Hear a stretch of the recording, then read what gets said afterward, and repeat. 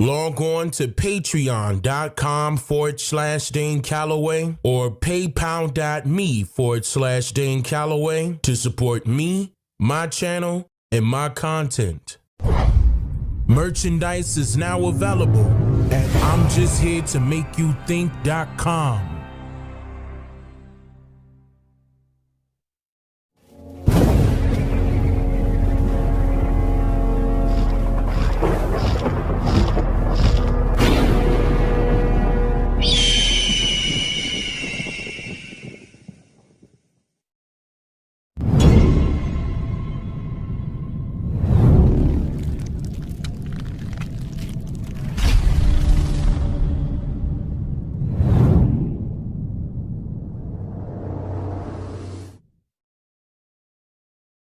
This film is strictly for educational purposes only.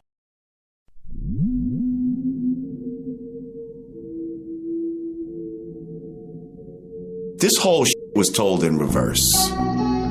Okay, where they say, oh, we came from Africa over here. No, a lot of us was already here. African Americans built this nation. You built this nation. You know, you're just starting to get real credit for that. Okay, I don't know if you know that. You're just starting to you built the nation. We all built it, but you were such a massive part of it. Bigger than you were given credit for. Does that make sense? Right?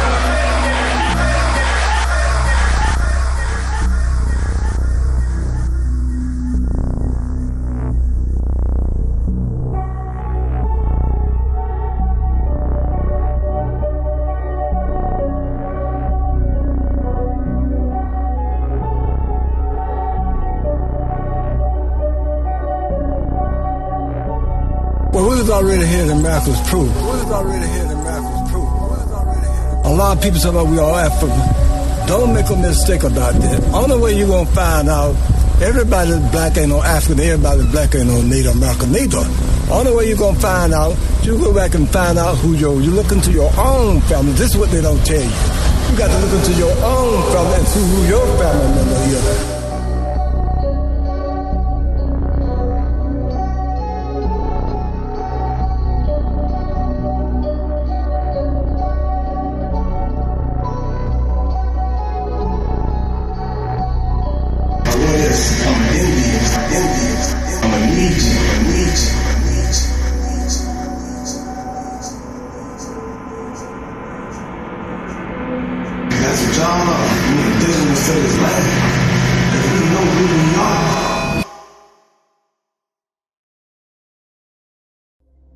Throughout today's society of America, the process of education is based solely on the credence to that which is most popular by public opinion, rather than which would be truthful by way of logical and critical thinking.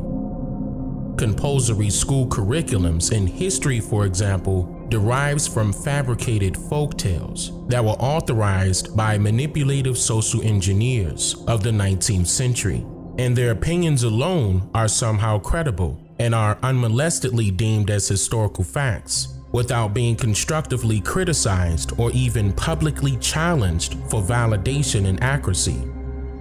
It's as if people now concluded that if something can be believed by the masses, then they should just tag along and follow the crowd and believe it too.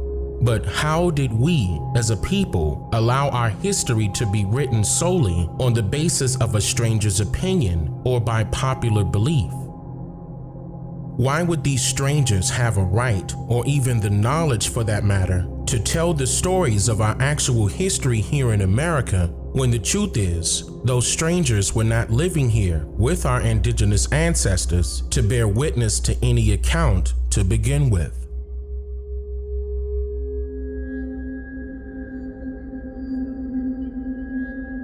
Now, I want you all to think about the very first time that you have ever heard of the term slavery, and try to recall what you were told about the so-called slave ships amongst these slave stories.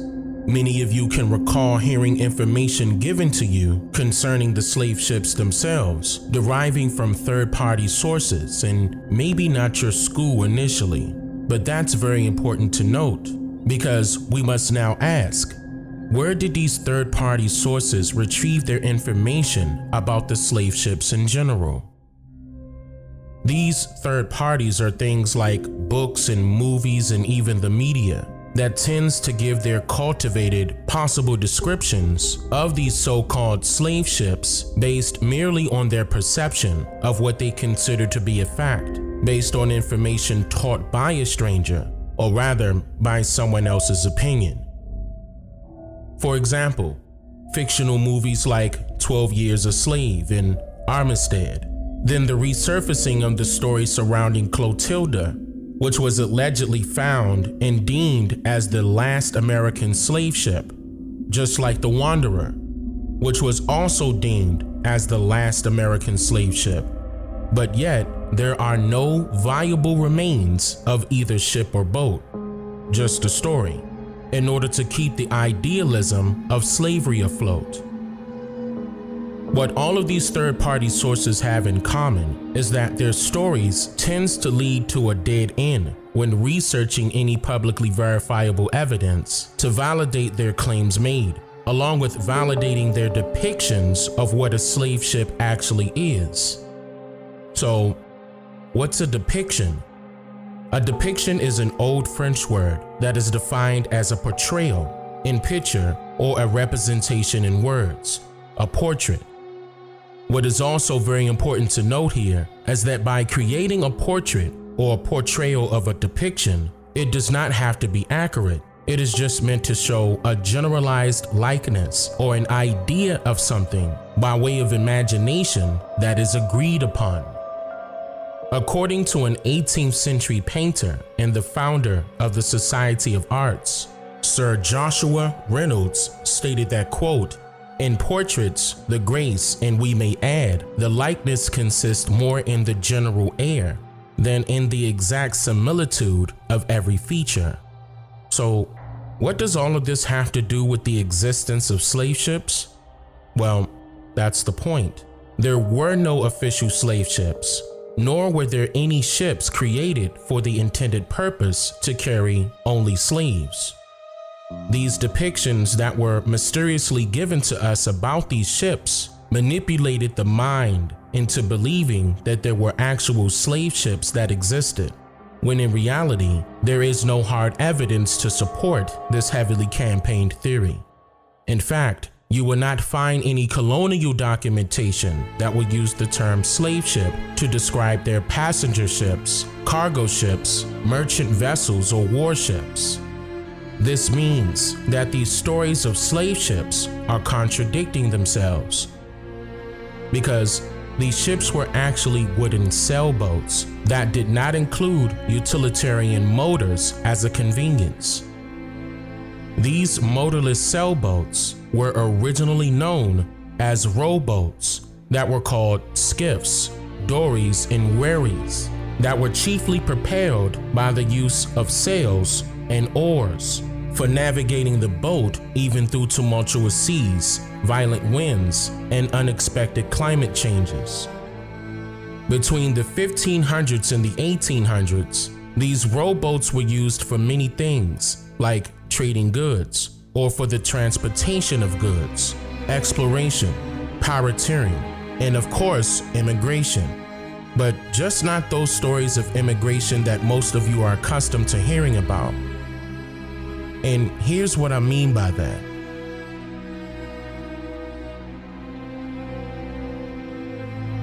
Just imagine a school of people cramming themselves onto a boat today, trying drastically to avoid what's known as immigration laws, packing themselves in the trunks of vehicles, and even small cave-like holes underneath the ground, doing whatever it takes to travel to America, due to their belief that America is the land of plenty, with new beginnings for themselves and their families, opportunities for employment and affordable housing, all while risking their lives in hopes of gaining freedom.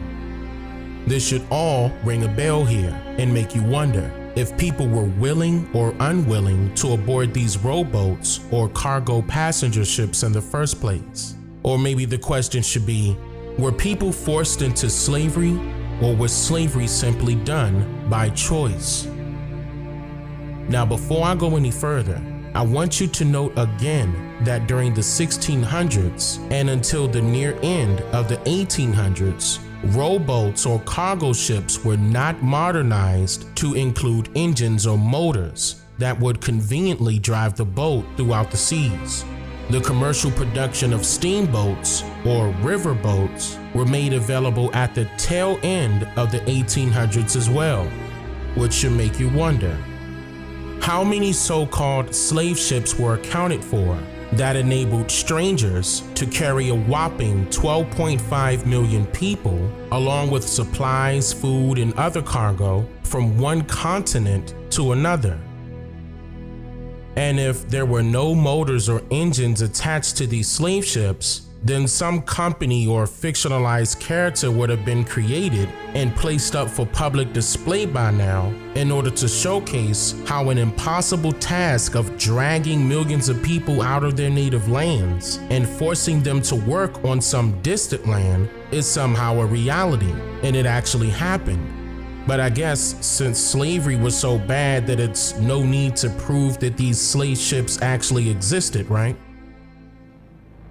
Now, let's take things a step further. As you may know, this type of travel was extremely perilous during the time periods prior to any advanced technologies, allowing for more pernicious routes to be taken. Merchants or sailors traveling across the Atlantic using sailboats had no choice but to take specific routes based on the Volta do Mar Largo, which is a Portuguese phrase meaning turn of the wide sea. This Volta do Mar Largo phrase refers to the oceanic rotation that signifies the ocean's currents, which is why we are taught that the sea is divided into 5 oceans. These 5 oceans are also called ocean gyres, in which each of these gyres represents a different ocean current rotation. Listen closely. According to the National Geographic, the North Atlantic Gyre begins with the northward flow of the Gulf Stream along the east coast of the United States. The Gulf Stream is the western boundary current of the gyre. The gyre then becomes the North Atlantic Current, which flows across the North Atlantic to Europe.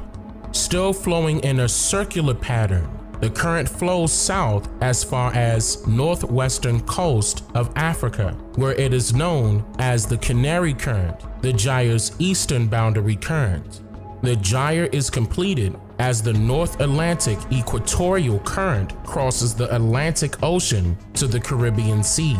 This entire circle and the water within it is the North Atlantic Gyre. End quote.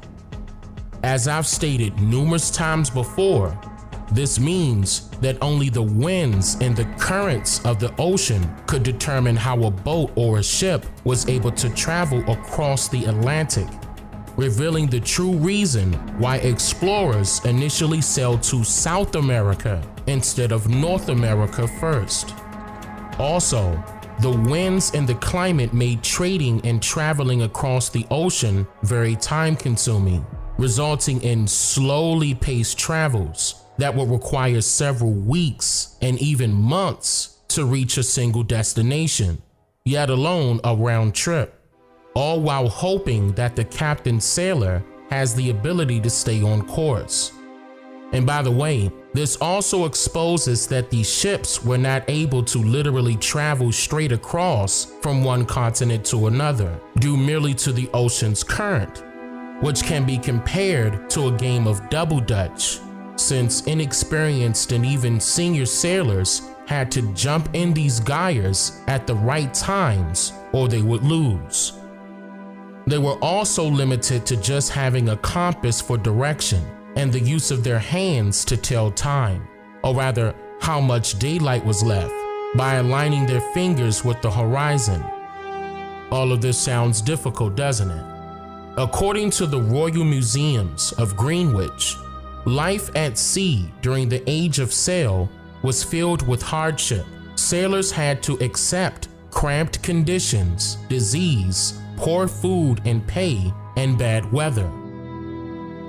So, if the sailors had to endure famine for weeks and even months, no pay and no work, sicknesses and diseases, treacherous weather climates, and even cramped living conditions, then how would anyone be able to control, feed, and successfully keep alive hundreds to thousands of so-called slaves that were allegedly captured from Africa and packed like sardines below the deck of their sailboats?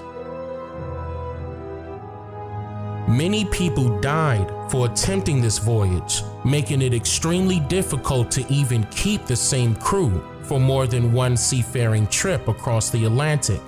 So in hopes of immediately providing a safer passage by learning the hard way, capacity stipulations were forced on the sizes of cargo and the passengers aboard. But these treacherous conditions continued to plague the foreigners for centuries, making it unrealistic to transport millions of so-called slaves from one continent to another between the early 1600s to the late 1800s across the Atlantic. This is why you would not find any historical evidence nor colonial documentation of a transatlantic slave trade during this time period. That task would be simply impossible for anyone to accomplish, especially the way that we were taught how the story goes.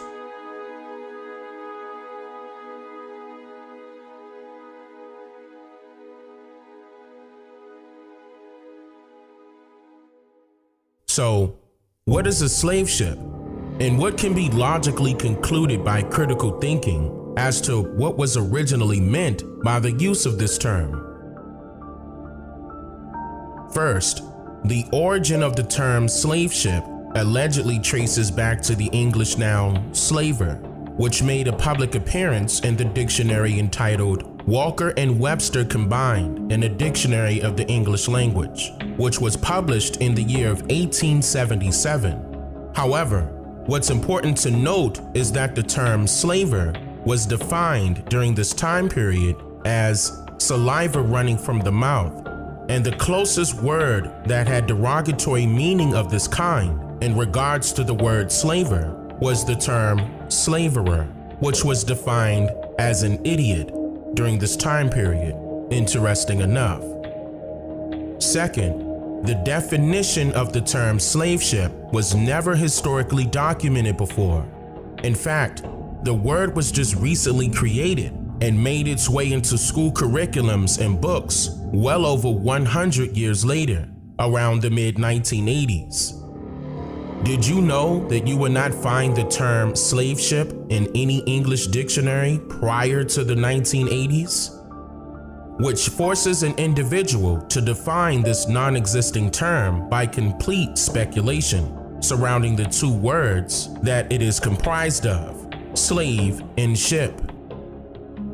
In the year 1828, the word slave was defined as one who has lost the power of resistance, or who surrenders himself to any power, whatever. A mean person, one in the lowest state of life. And the word ship derives from the Latin word scapha and the Saxon word sapien, which means to create form or build. And so over time, the perception of this depiction of a slave ship is based on a particular portrayal in picture and representation in words, which has been clouded by the idea of conceptualism, deriving from the basis of conceptual art. According to the College of Central Florida, conceptual art is based on the notion that the essence of art is an idea or concept and may exist distant from and in the absence of an object as its representation. That is because the job of the mind is to create an object where there is none. It goes on to state that conceptualism began in the first half of the 20th century, not as an artistic movement, but as a philosophy, a questioning of what was taken for granted. In the year 1926, a film entitled Anemic Cinema was created by painter, sculptor, philosopher, and filmmaker Henry Robert Marcel Duchamp, who was an immigrant from France that eventually migrated to the United States. Duchamp is well known in the arts as a conceptualist, being as though he was famous for creating the term ready-mades. In a 1975 article in reference to Duchamp's film and his works in regards to conceptualism, author Katrina Martin of Studio International wrote that Duchamp's ready-mades can be simply defined as, quote, an object which has been taken out of context, which is in any way conventional and placed into a new and strange one, whereby the function of the object chosen changes radically. So in other words, the idea of a slave ship was meant to create a visual and a written concept so that a person's mind could conceive a totally different picture of what was being stated, represented, or displayed.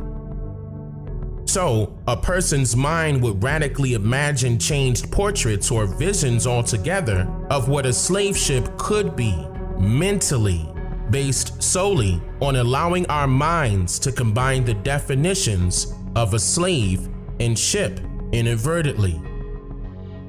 Now, if you combine the definition of ship alongside the definition of slave without the use of conceptualism, then we can determine that the term ship was used as a suffix in this sense, being as though it was added to the end of the word slave in order to strictly create a relationship between these two words, which segues into the story of Harriet Tubman, which is one of the many objects that has been used in our history books as a slave ship in a sense for several years now, even though the origin of the story was truthfully meant to garner an influx of money and public attention from a certain group of people by being utilized as a symbol to make servants feel like leaders and to draw out human emotions that are attached to a said hero or heroine.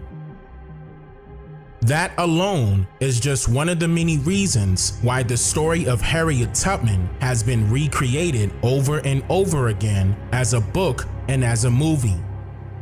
But what if you never heard of this story in school before? How would you even know about slavery? Would you hear it from your parents or your grandparents? Can you even recall how many times they have mentioned Harriet Tubman to you? In the English language, the word Harriet is defined in 1828 as an estate ruler, and the word Tubman is defined as in the exchequer, a barrister so-called. An exchequer is a legal term that meant to institute a process against a person in a court of revenue, and a barrister is a counselor learned in the laws, qualified and admitted to plea at the bar relating to the entitlement of the crown. Then, the story of Harriet Tubman was created in 1869, according to an act of Congress in 1869 that was entered into the clerk's office of the District Court for the Northern District of New York by William G. Wise. The name of this story, written by Sarah H. Bradford, is Scenes in the Life of Harriet Tubman, published by W.J. Moses Printer in 1869, and then once again in 1961. Now, in the introduction of this book, located in page 1, it states a lot of essential information. Listen closely. The following little story was written by Miss Sarah H. Bradford of Geneva with the single object of furnishing some help to the subject of the memoir. Harriet Tubman's services and sufferings during the rebellion, which are acknowledged in the letters of General Saxton and others, it was thought by many would justify the bestowment of a pension by the government. But difficulties in the way of procuring such relief suggested other methods, and finally the present one. The narrative was prepared on the eve of the author's departure for Europe, where she still remains. it makes no claim whatever to literary merit. Her hope was merely that the considerably numerous public, already in part acquainted with Harriet's story, would furnish purchasers enough to secure a little fund for the relief of this remarkable woman. Outside that circle, she did not suppose the memoir was likely to meet with much of any sale. In furtherance of the same benevolent scheme, and in order to secure the whole avails of the work for Harriet's benefit, a subscription has been raised more than sufficient to defray the entire cost of publication. This has been effected by the generous exertions of William G. Wise, Esquire, of this city. The whole amount contributed by citizens of Auburn, with the exception of 2 liberal subscriptions by Jared Smith, Esquire, and Mr. Weldon Phillips. Mr. Wise has also consented, at Mrs. Bradford's request, to act as trustee for Harriet and will receive, invest, and apply for her benefit whatever may accrue from the sale of this book." End quote. So, a month after the act of June 27, 1890, which stated that pensions could be granted to widows and soldiers that have been incapacitated, Harriet Tubman allegedly filed for a pension for her deceased husband, Nelson Davis, who had died in October the year prior. And all of these affidavits were filed and signed under the moniker of Harriet Davis. Now, even though she was awarded an $8 pension per month on July 24, 1890, it was said that she later returned to file several more affidavits at different times, in 1892, 1894, and in 1895, all of which were allegedly signed by Harriet Tubman herself as Harriet Davis, or so one may assume. Keep in mind that the lawyer, Mr. Wise, was appointed as the trustee for Harriet Tubman at the request of the author of Harriet Tubman's story, Sarah Bradford. They were adamant about attempting to get her pension raised to $25 per month, but was denied by the Committee of Pensions. And then it was later ruled that Harriet would receive a pension of exactly $20 per month. Does this have something to do with wanting her face on a $20 bill? Harriet Tubman had to pay a lawyer fee of $10 for each affidavit filed, and each affidavit listed personal information that would allegedly corroborate the story of Harriet Tubman's existence, and also provide details to support all of the information that could only be found in Sarah Bradford's book for some strange reason. It stated details on how she met her second husband, Nelson Davis, and it also provided dates of particular events, like when Nelson enlisted as a soldier, the date of their marriage, and the date of his death. But then, oddly enough, unnecessary information about her past life was also included in these affidavits, like information about her first husband, John Tubman, mentioning that she was a scout in the Union Army, providing her location of birth being Dorchester, Maryland, along with her background story about how she was once a slave.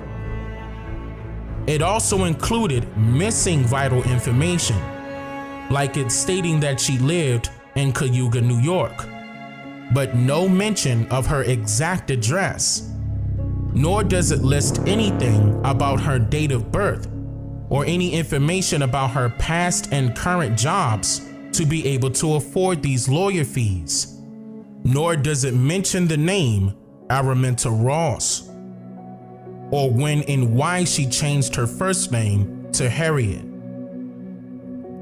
So, why would she go out of her way to share a book-like story about herself that was totally unnecessary in order to just simply verify that she is Nelson's widow, but not include vital information like, for example, her current address in order for the government to mail the pension to her in the first place.